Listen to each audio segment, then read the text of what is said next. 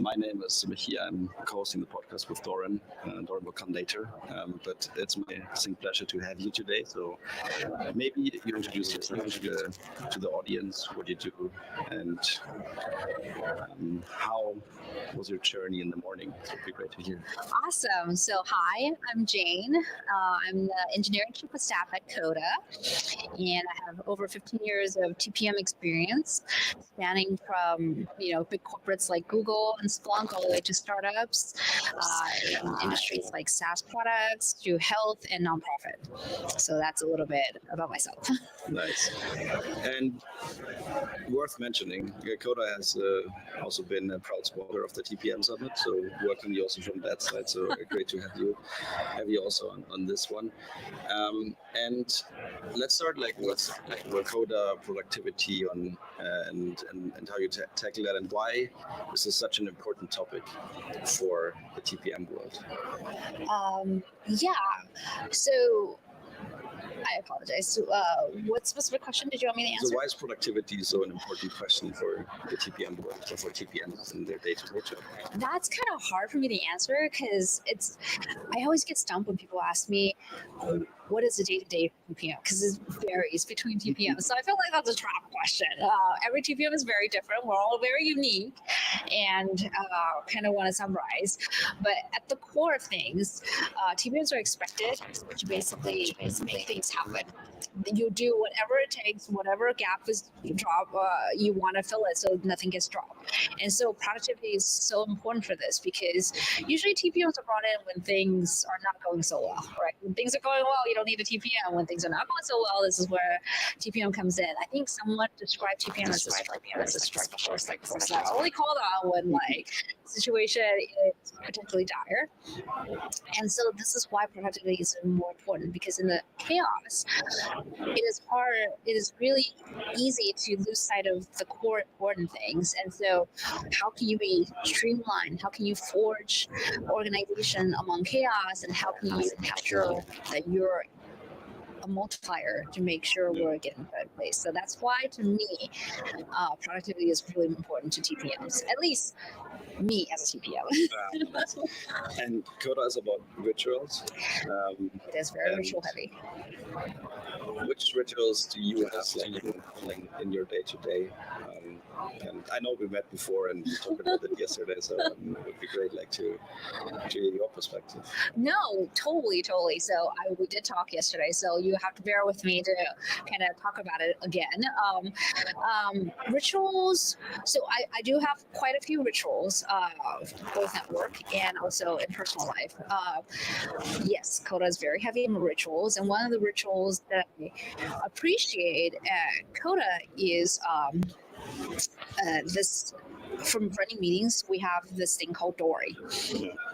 The name is inspired by the fish from Finding Nemo, Dory, constantly who asks lots of questions, and that's the idea. I think oftentimes in meetings, when people ask questions, it tends to be whoever's loudest in the room or who has the most senior position in the room, and it might dominate the direction of the question, where we do not necessarily optimize to what is in the mind of others, attendees' head. So what we have is a Dory. It's a system where you can input your question, which respects the people who are not as vocal, who rather use text to ask their questions.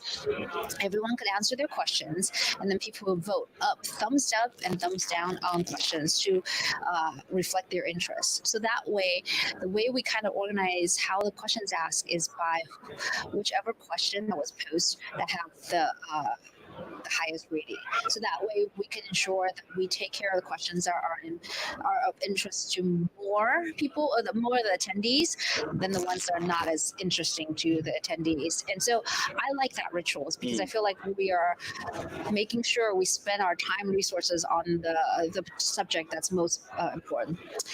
Personal life, I have a ritual. I love to travel, but I have 2 kids and a husband, so it's a bit chaotic at home. home. You need to TPM them. Yeah, I do TPM them. I do have a spreadsheet, a Coda doc that's sort of like checklist of what to do and pack lists and stuff like that. Really? I do. Oh, nice. And then I have a ritual myself because I have I call mommy or wife happiness meter. And what happened is I wrote a formula, and the formula is basically if the trip is 1 month away, I'm in nervous mode, but that's okay, and if it's less than a month away and the to-do list is not done and the packing list is not complete, then there's a angry emoji on there, and if everything is done, there's a happy emoji, and my family knows to look at that happiness meter and decide carefully how they want to proceed in terms of finishing their to-dos or bug me about things that they should have finished themselves. I would assume, great to have it's a sample for free. No, but I should think about it. I should share that. We should do it, definitely. Do people have a fear to do a thumbs down? When you say in the door emotion, coming back to this, are people fearing to thumbs down proposals or topics that need to be discussed, or is it more the tendency to thumb up, and then the more it gets thumbs up, the more it's getting discussed? I think that's a great question, and I think that's for me, the thumbs up and thumbs down is just a tool. So what really matters is how the facilitator meeting, facilitate and direct the culture of the meeting to ensure that thumbs down is not a fear sort of option to use. I think the meeting facilitators that I had the pleasure to work with have adjusted really well. Where a thumbs down is not a personal attack to the person who asked the question. It's just maybe the question at hand right now is not as vital, because again, we have a lot of meetings that are cross functional. Everyone is always looking to optimize what they're working on, but I think as TPMs who are so used to cross functions, we know that global maximums are not always the summation of local maximums, right? That's impossible. Sometimes a team will have to take a hit so that way to achieve global maximum. But that's not a ding on that particular team. They're actually taking one for the team or the greater team.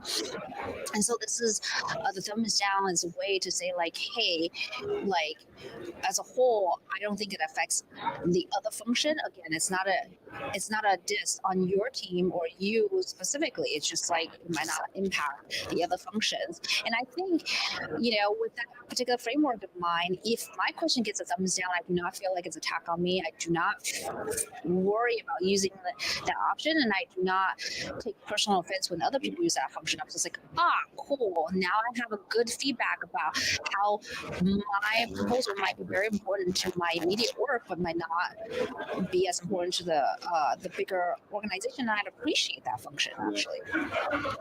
And one question on everyone's favorite shortcut, copy pasting, and setting reminders, scheduling notes. Can you what is deep in the mindset of Coda on how you want to solve that, and can you guide us through have you not a classic user journey that you want to decrease the copy pasting of TPMs 1,000 times a day? I want to again, I guess I want to preface it. I think copy and pasting is just a tool. It's a methodology. So there's nothing wrong per se about it. I use it a lot, right? And I think maybe because I was an econ major, it's all about cost and benefit analysis, right? To me, an opportunity cost. So there's nothing wrong with copy and pasting. Copy and pasting takes 2 seconds to do. And honestly, if it's something that I don't do frequently, and only costs 2 seconds to do it, I will still do it, because sometimes writing automation takes hours. Yeah. So it's not cost effective for me to spend hours to build an automation to replace something that will only take me 2 seconds to do, and I only perform like once a year.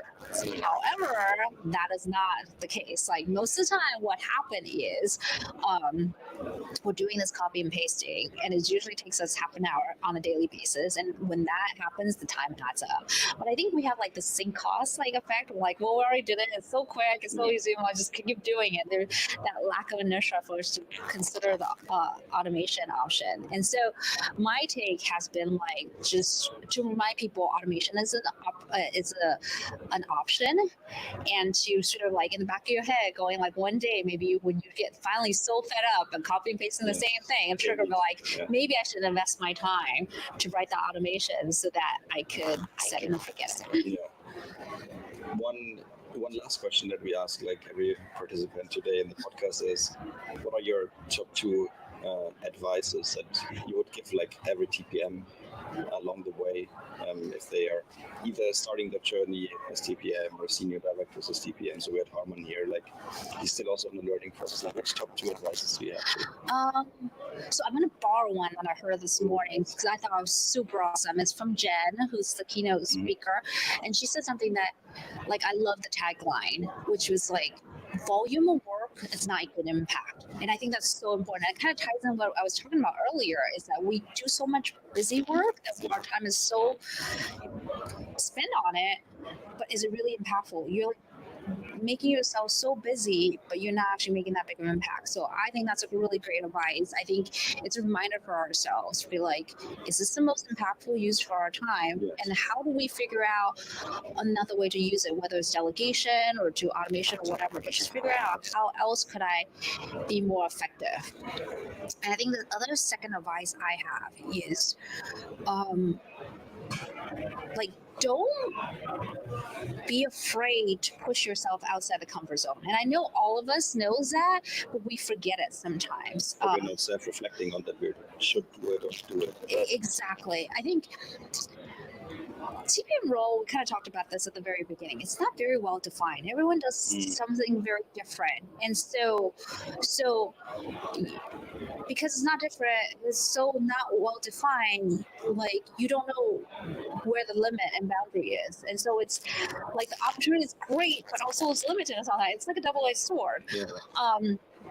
And so we're constantly looking for opportunities and to not be shy about it. I think because the role career ladders are less structured with the role of TPM, I think we need to be better at advocating and letting people know how it's important. I think one of the things that I battle with when I first started my career as a TPM is that misconception. And I constantly have to tell people, like, I assist the team, but I'm not the team's assistant. And that's very, very important. Like, I will help the team, but doesn't mean that I'm going to be doing everything for them. I'm definitely not taking notes. I'm definitely not ordering coffees, right? And then even though when you kind of get to more senior in your career as a TPM, it's still very easy for that line to be blurred. And how do you advocate yourself? And how do you go tell people how you want to shape your career? I think these are all very important things to keep in mind. So your speech is done. You brought the podcast.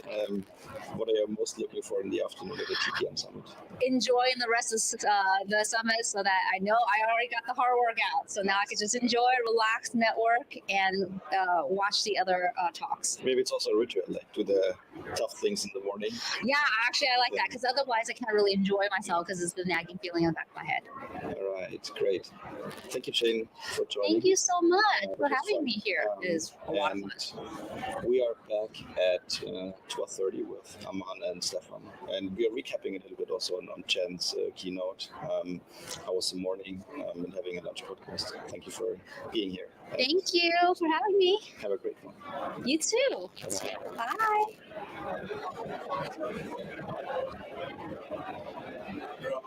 Awesome. I felt bad. I was like looking at you. I was like, oh, I gotta look at the camera. No, you don't. The trick is that you don't look at the camera. Cool. Awesome. So just ignore the camera. Did you enjoy it? It was so painless.